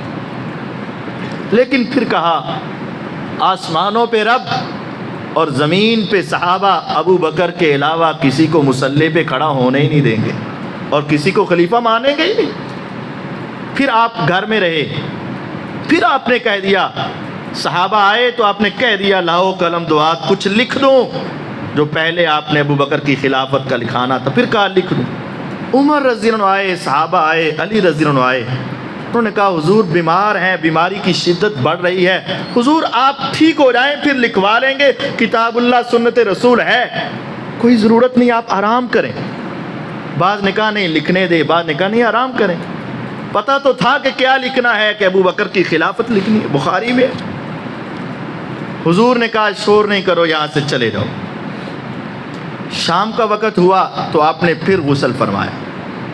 مغرب کی نماز آپ کی زندگی کی آخری نماز تھی۔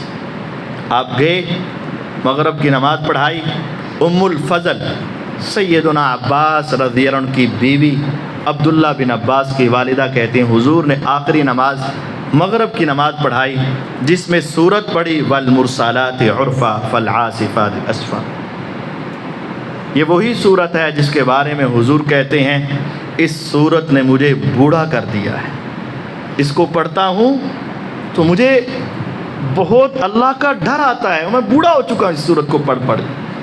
آپ نے آخری نماز میں یہ سورت پڑھی۔ عشاء کا وقت ہوا، حضور نے پھر غسل کیا، جس طرح ہم پٹیاں کرتے ہیں حضور غسل کر رہے تھے، آنا چاہا تو نہیں آ سکے، بے ہوش ہو گئے۔ پھر آپ نے غسل کیا، پھر اٹھنا چاہا نہیں اٹھ سکے، بے ہوش ہو گئے۔ پھر اٹھنا چاہا نہیں اٹھ سکے، 3 مرتبہ بے ہوش ہوئے۔ تینوں مرتبہ پوچھا لوگوں نے نماز پڑھ لی؟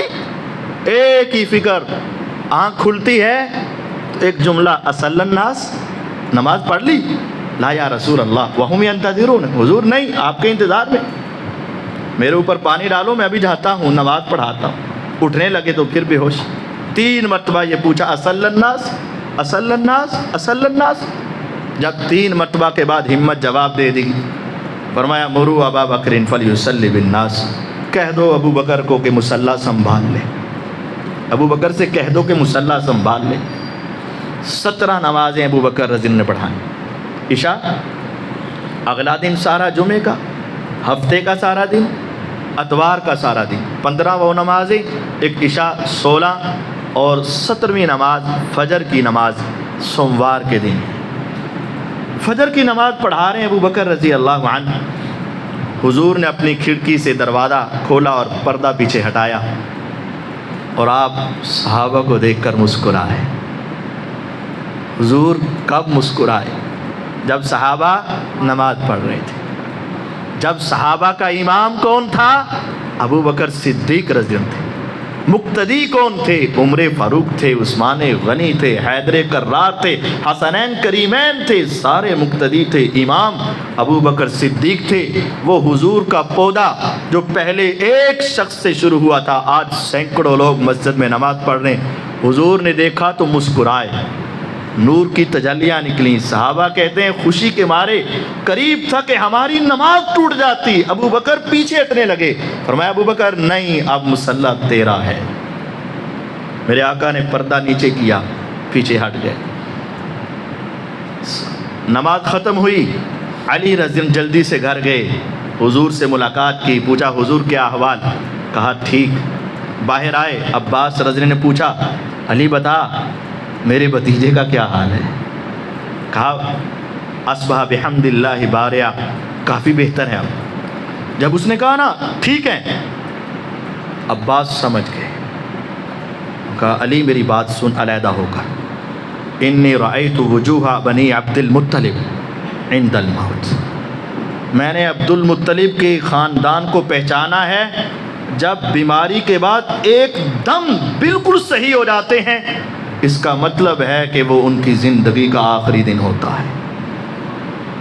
علی ایسا کرتے ہیں، جا کر حضور سے کچھ لکھوا لیتے ہیں کہ خلافت کس کے بعد۔ علی رضی اللہ عنہ فرماتے ہیں میں نے تو نہیں جانا، میں نے نہیں لکھوانا، مجھے پتہ ہے کہ کس کی خلافت۔ ابو بکر رضی اللہ تعالیٰ عنہ حضور کے پاس گئے، حضور آپ کی طبیعت کیسی؟ کہا بہتر۔ کہا حضور میری 2 بیویاں ہیں، ایک دن گزارتا تھا، لیکن جب سے آپ نے ڈیوٹی لگائی میں دوسرے گھر نہیں گیا جو مدینے سے تھوڑا سا باہر سنا مقام پر ہے، اگر اجازت ہو تو وہاں چکر لگاؤں، ان کے حالات احوال پوچھو۔ میں ابو بکر چلے جاؤ، میں بہتر ہوں۔ صحابہ کچھ حوصلے میں آئے، لیکن عباس رضی اللہ عنہ اندر سے ہل گئے اور ان کو سمجھ آ گئی کہ لگتا ہے کہ آج معاملہ خراب ہے۔ ابھی چاش کا وقت ہوا، 9-10 کا وقت ہوا تو اچانک حضور کی طبیعت ایک دم سے خراب ہو گئی۔ آپ نے جلدی سے کہا کسے بلا کر لاؤ، سب سے زیادہ جس سے پیار تھا، فرمایا میرے لیے ذرا جلدی سے میری لخت جگر فاطمہ کو بلا دو، میری ایک ہی بیٹی ہے، میرے جگر کا ٹکڑا ہے، بلا دو۔ بلایا گیا، حضور کی کیفیت بدل گئی، گھبراہٹ بے چینی بہت زیادہ ہوئی۔ آپ کے پاس ایک پیالہ ہے پتھر کا اور آپ اس میں ہاتھ ڈبو رہے ہیں اور اپنے چہرے پر سینے پر بار بار لگا رہے ہیں، اور کبھی چادر لے رہے ہیں، کبھی اتار رہے ہیں، کبھی لے رہے ہیں، کبھی اتار رہے ہیں، اور آپ فرما رہے ہیں لعنت اللہ علی الیہود والنصارى اتخذوا قبور انبیائہم وصالحین مساجد، اللہ لعنت بھیج دے یہودیوں پر، لعنت بھیج دے عیسائیوں پر، انہوں نے اپنے نبیوں کی قبروں کو سجدہ گاہ بنا لیا، وہاں میلے لگا لیے۔ آپ اس موقع پر بھی صحابہ کو یہ سنانا چاہ رہے تھے میری قبر کے ساتھ ایسا نہ کر۔ بیٹی آئی، حضور کو دیکھا، بے ساختہ زبان سے نکل گیا واہ کربا آبا، واہ کربا آبا، ہائے میرے بابا کی تکلیف، ہائے میرے ابو کی بے چینی۔ آپ نے فرمایا لیس علی ابی کی کرب بعد اليوم، بیٹی یہ تیرے باپ کی آخری بے چینیاں ہیں، اس کے بعد تیرے باپ کبھی پریشان نہیں ہوگا۔ آپ نے قریب بلایا اور ان کے کان میں ایک بات کہی، سیدہ پھوٹ کر رونے لگی۔ آپ نے جلدی سے کہا ایک اور بات سنو، ذرا قریب آؤ۔ آپ نے بات کی، کہکا لگا کے ہنسنے لگی۔ امی عائشہ رضی اللہ عنہا کہتی ہیں میں نے زندگی میں اتنی جلدی روتے اور اتنی جلدی ہنستے کسی کو نہیں دیکھا۔ میں نے کہا عائشہ فاطمہ ذرا اپنی امی کو بھی بتا دے حضور کیا کہہ رہے ہیں۔ اس نے کہا حضور نے جب میرے کان میں بات کی اس کا مطلب ہے راز ہے، میں راز تمہیں بتا نہیں سکتی۔ بعد میں بتایا کہ جب میں نے کہا نا میرے باپ کی تکلیف، میرے باپ کی تکلیف، آپ نے فرمایا آج کے بعد تیرے باپ کی ساری تکلیفیں ختم، بیٹی سنبھل کے رہنا، آج تیری اور میری جدائی کا دن آ چکا ہے۔ میں رو پڑی، مجھ سے برداشت نہ ہوا۔ پھر آپ نے جلدی سے بلایا اور کہا حوصلہ کرو، سب سے پہلے میرے خاندان میں جنتوں میں تیری اور میری ملاقات ہونے والی ہے۔ 6 مہینے بعد میں زندہ رہی، 6 مہینے، اور حضور کے پاس ہوں۔ ابھی امی عائشہ رضی اللہ عنہ آگے بڑھیں، حضور کے سر کو اپنی گود میں رکھا اور آپ کو پٹیاں کرنے لگی، اور آپ اپنی زبان سے فرما رہے تھے الصلاۃ الصلاۃ وما ملکت ایمانکم، نماز نماز نماز نماز نماز نماز، اور اپنے غلاموں کا خیال رکھنا۔ آپ کی آواز ہلکی ہو گئی، آپ کا ہاتھ نیچے آیا۔ اتنے میں عبد الرحمن بن ابی بکر آپ کے بھائی گھر میں داخل ہوئے۔ حضور آنکھوں سے ٹکٹکی باندھ کے ان کی طرف دیکھنے لگے، ان کے ہاتھ میں مسواک تھی۔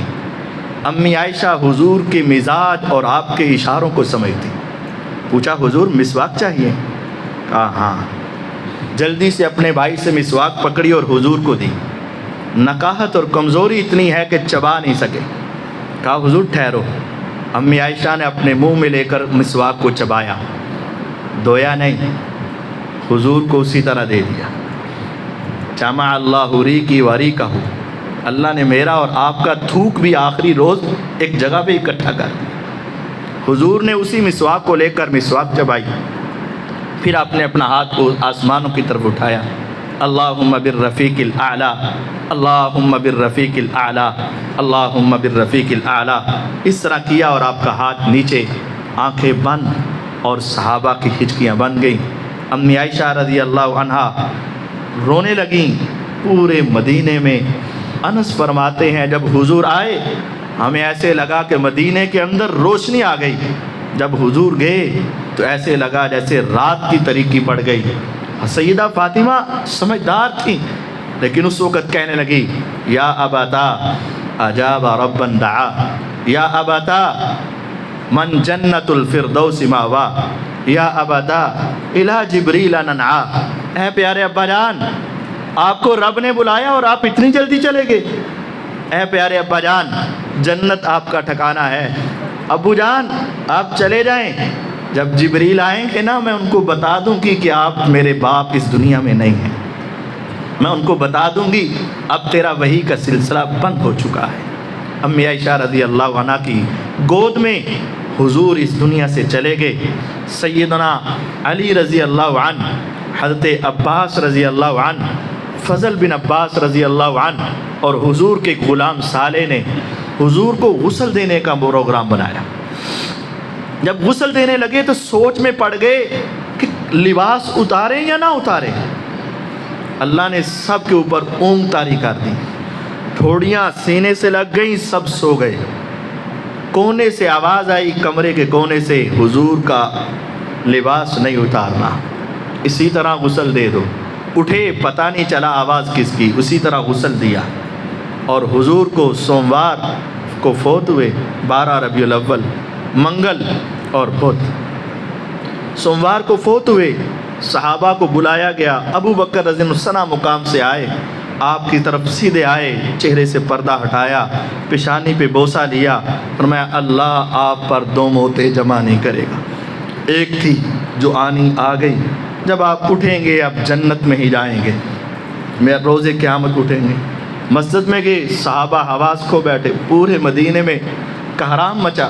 امی فاطمہ رضی اللہ فرماتی ہیں صبت علیہ مصائب لو انہا صبت علی الایام سرن لیالیا، میرے اوپر ایسی مصیبت آ گئی اگر دن پر آتی تو وہ رات کی تاریکی میں بدل جاتے۔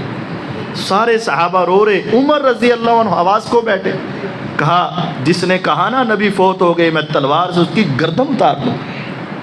میرے آقا اللہ سے ملاقات کے لیے گئے، آ جائیں گے آ جائیں گے، جس طرح موسیٰ علیہ السلام کوہ طور پر رب سے ملنے گئے، میرے آقا بھی ملنے گئے، آ جائیں گے، حواس کو بیٹھ۔ اب صحابہ آ رہے ہیں، حضور کا جنازہ پڑھ رہے ہیں، 10 بندے آ رہے ہیں، جنازہ پڑھ رہے ہیں 10 بندے، سارے صحابہ نے جنازہ پڑھا، پھر صحابیات نے جنازہ پڑھا، پھر ازواج مطہرات نے جنازہ پڑھا، پھر سارے بچوں نے جنازہ پڑھا۔ پورے مدینے میں 3 دن لگ گئے جنازہ پڑھتے ہوئے، امام کوئی نہیں ہوتا، ہر کوئی اپنا اپنا جنازہ پڑھتا اور چلا جاتا۔ بدھ کی شام رات کو حضور کو آپ کی اسی جگہ پہ دفن کیا گیا۔ جب آپ کی تدفین کی باری آئی صحابہ میں اختلاف ہوا، بعض کہتے ہیں بیت المقدس میں لے جاؤ جہاں سارے نبیوں کی قبریں ہیں، بعض نے کہا نہیں مکہ میں لے جاؤ، اور بعض نے کہا نہیں۔ تو ابو بکر رضی اللہ عنہ نے فرمایا میں نے ایک حدیث سنی ہے، اللہ پیغمبر کی روح قبض ہی وہاں کرتا ہے جہاں وہ دفن ہونا چاہتا ہے، جہاں پیغمبر دفن ہونا چاہتے ہیں وہاں روح قبض کی جاتی ہے، یہ حدیث ہے۔ میرے آقا کس گھر کو تلاش کر رہے تھے؟ این انا غدن، این انا غدن، این انا غدن، مجھے بتاؤ کل کہاں، کل کہاں، عائشہ کی باری کب آئے گی، عائشہ کے گھر میں کب جاؤں گا؟ پھر بالآخر کہہ ہی دیا مجھے جانے دو۔ کیوں آپ پسند کر رہے تھے؟ کیونکہ حدیث ہے نبی جہاں دفن ہونا چاہتے ہیں وہیں ان کی روح کو قبض کیا جاتا ہے۔ میرے آقا وہیں تدفین چاہتے تھے۔ ابو بکر رضی نے حدیث سنائی، سب صحابہ نے مان لی اور ان کو وہیں تدفین کر دیا۔ تدفین کے لیے سیدنا علی رضی اللہ عنہ، سیدنا فضل بن عباس، قسم بن عباس اور آپ کے غلام شکران نے آپ کو ایک لحد کے اندر اتار دیا، مٹی ڈال دی، واپس آ گئے۔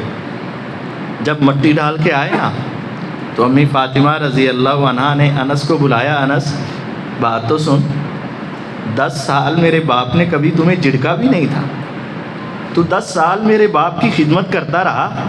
یا انس کیف اطابت انفسکم ان تحسوا علی وجہ ابی التراب، انس جب میرے ابو کے چہرے پہ مٹی ڈال رہا تھا تیرا دل مطمئن ہو گیا تھا؟ میرے باپ کے اوپر جب مٹی ڈالنے لگے تیرا حوصلہ کیسے بڑھ گیا؟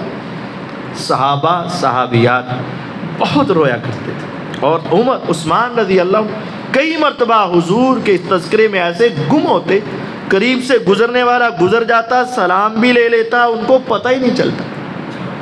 6 مہینے امی فاطمہ الزہرا رضی اللہ عنہا زندہ رہیں، فما رؤیت ضاحکۃ، کبھی کسی نے ان کے چہرے پہ ہنسی نہیں دیکھی تھی، کبھی ہنسی نہیں آئی۔ 12 ربیع الاول کو صحابہ کی کیفیات یہ تھی، پورے مدینے میں کہرام مچا تھا، ہر آنکھ آنسو بہا رہی تھی، ہر کوئی اپنے حواس کو بیٹھا تھا۔ امی فاطمہ کی کیفیت یہ تھی، ازواج مطہرات اپنے ہوش کھو بیٹھی تھی۔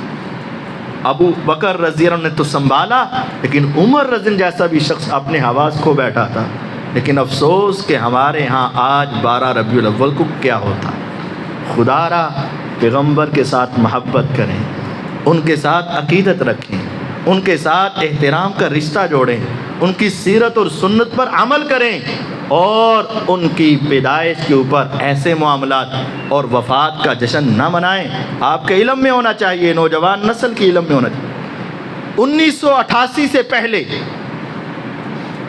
اس پورے پاکستان میں 12 وفات کے نام سے اس کو یاد کیا جاتا تھا۔ یہ 1988 میں ضیاء الحق نے سائن کیے تھے، اور اس کو ربیع الاول اور یوم ولادت اور جشن عید میلاد کا نام دیا تھا۔ 1988 سے پہلے کسی بزرگ سے پوچھ لو چھٹی ہوتی تھی کس دن کی ہوتی تھی؟ کوئی بزرگ بتا دے، اٹھ کے ابھی بتا دیں، کس کو پتا ہے؟ کوئی بزرگ نہیں پتا کیا ہوتی تھی؟ 12 وفات ہوتی، 12 وفات۔ ادھر سے بھی کسی کو پتا ہے؟ 12 وفات آپ نے سن رکھا ہے، کیا ہوتی تھی؟ یہ دیکھیں، یہ گواہیاں ہیں، یہ نوجوان نسل کے لیے گواہی۔ اللہ کے بندو، ہاں جی، 12 وفات سے، یہ 12 ربیع الاول کو حضور اس دنیا سے گئے تھے، اور صحابہ کے غم اور پریشانیاں بہت تھیں، لیکن آج ماحول سارا چینج کر دیا گیا اور ہمیں حضور کی سیرت اور سنت سے دور کر دیا۔ ہمارے اس پروگرام کا مقصد بھی یہ ہے، حضور کی عملی زندگی آپ کے سامنے رکھیں کہ آپ کے اخلاق کیا تھے، کردار کیا تھے، سنت کیا تھی، سیرت کیا تھی، اور آپ کی زندگی کیسے گزری، ایسے بن جاؤ۔ آپ نے فرمایا تھا معاذ یمن میں بھی چلا جائے گا، دل میں تقوی ہے، روز قیامت میرے ساتھ ہی ہوں گے۔ تقوی اختیار کریں، اللہ کا خوف پیدا کریں، نبی علیہ السلام کی محبت پیدا کریں، سنت کے ساتھ تعلق جوڑیں، اسلام کے ساتھ رشتہ جوڑیں، اور ان بدعات و خرافات سے اپنے آپ کو بچا لیں۔ اللہ تعالیٰ مجھے اور آپ کو حضور کے ساتھ سچی محبت عطا فرمائے۔ نبی کریم صلی اللہ علیہ وسلم کے پاس ایک دیہاتی آئے نا، آخری حدیث سننی تھی، اور ایک واقعہ بھی سنانا چاہتا ہوں۔ حضور کے پاس نا ایک دیہاتی آئے، دیہاتی آدمی سیدھی سیدھی بات کرتے ہیں، کوئی والولے میں نہیں، آج کل ویسے ہو جاتے ہیں لیکن پہلے نہیں تھے۔ تو کہتے حضور قیامت کی تو آنی ہے۔ فرمایا تو نے تیاری کیا کی ہے؟ کہنے لگا تیاری ضروری کوئی نہیں، غیر انی احب اللہ و رسولہ، عام سا بندہ ہوں، ایک گل ہے، دل و جان میں، رگ و ریشے میں، خون اور روح میں آپ کی اور اللہ کی محبت کوٹ کوٹ کے بھری ہے، آپ کی محبت ہے جو مجھے لیے پھرتی ہے۔ فرمایا بس یہ تیری محبت تجھے جنت میں میرا ساتھ عطا فرمائے۔ حضور سے محبت کریں، لیکن ان کی سیرت پر عمل کر کے، حضور سے محبت کریں سنت پر عمل کر کے۔ ہمارے استاد تھے عبد المنان نور پوری رحمۃ اللہ علیہ، ان کے برادر اللہ مولانا عبد الوحید صاحب جو شیخ الحدیث ہے جامعہ مکرم کے، گجرانوالہ میں ایک ادارے کے شیخ الحدیث، وہ کہتے ہیں برادر اللہ کہتے ہیں میں عبد المنان نور پوری رحمہ اللہ کے گھر میں گیا، ان کے سامنے ایک کتاب کھلی ہے، لائبریری میں بیٹھے ہیں، اور روئے جا رہے. میں گیا, میں حیران ہوں. میں نے کہا کیا ہوا؟ خاموش. میں نے 2-3 مرتبہ پوچھا کیا ہوا, کیوں رو رہے ہیں, کوئی مسئلہ ہوا, کوئی گھر میں پریشانی ہوئی, کیا ہوا؟ وہ خاموش ہے. جب میں نے اصرار کیا تو انہوں نے کیا جواب دیا؟ کیا جواب دیا ہوگا؟ کہا میں حضور کی سیرت پڑھ رہا تھا, مجھے حضور کی یاد آ رہی تھی, دیکھنے کو جی چاہ رہا تھا, اس وجہ سے میں رو رہا. حضور کی محبت میں ہمارے اسلاف اس قدر زیادہ تھے کہ ان کو دیکھنے کے لیے میں تڑپ رہا ہوں, رو رہا ہوں. ان کی محبت میں, ان کی سیرت پڑھ, ان کے ساتھ پیار کریں, حضور سے محبت کریں, ان کے ساتھ اپنے آپ کو جوڑیں اور ان کی سیرت اور سنت کا ہمیشہ مطالعہ کرتا رہیں. اللہ تعالیٰ مجھے اور آپ کو آپ کی ساری سنتوں پر عمل کرنے کی توفیق عطا فرمائے. وآخر دعوانا ان الحمد للہ رب العالمین.